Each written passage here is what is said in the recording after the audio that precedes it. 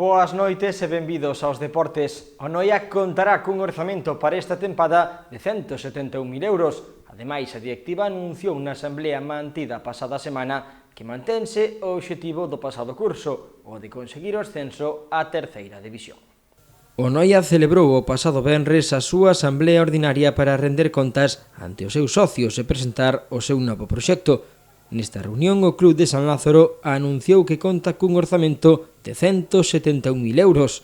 A directiva agarda manter eses mesmos ingresos para conseguir os obxectivos marcados, o de ascender a terceira división, pero recoñecen que coa problemática do Covid non será de todo sinxelo. Na asamblea tamén se aprobou unha rebaixa nos abonos. Os rapaces de 18 a 25 anos pagarán 20 euros e os que pertencen ao grupo peñista 30.